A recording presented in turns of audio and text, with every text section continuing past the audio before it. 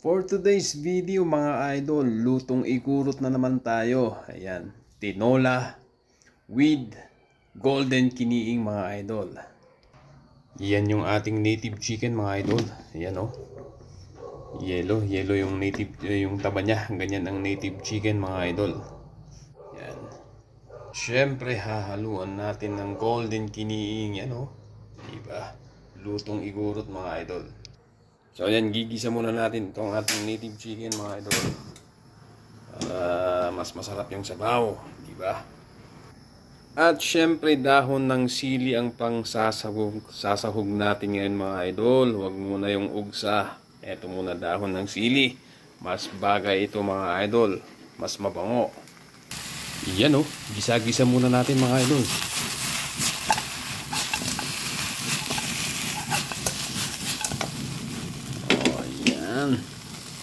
Para mas mabango.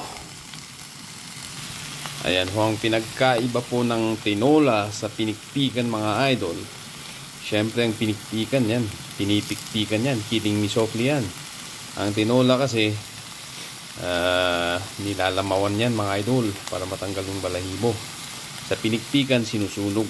Ayan, yan yung At siyempre sa tinola nilalagyan yan ng bawang. Ayan, sibuyas. Sa pinikpikan kasi asin lang yan mga idol. Minsan nilalagyan ng luya, ganon.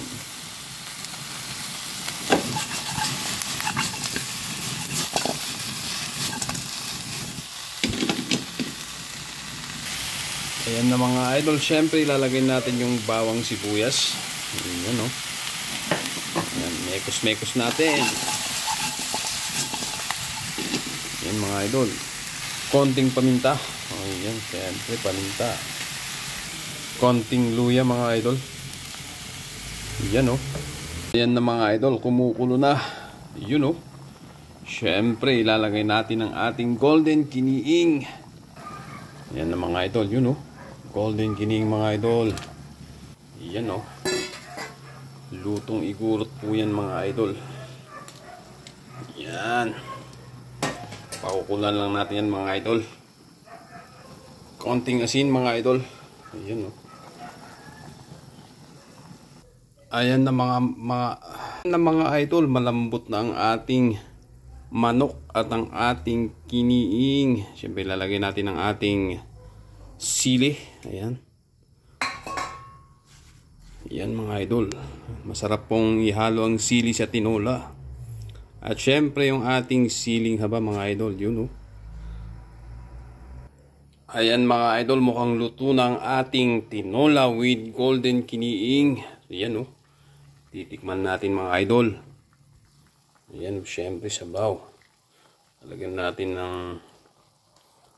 talbos ng sili mga idol. Yan, champion ho yan mga idol. Ayan o. Titirahin natin yan. Syempre titikman natin mga idol.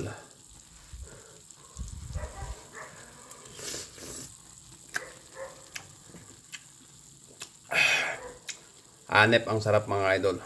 Tinola with golden kiniing, lutong igurot.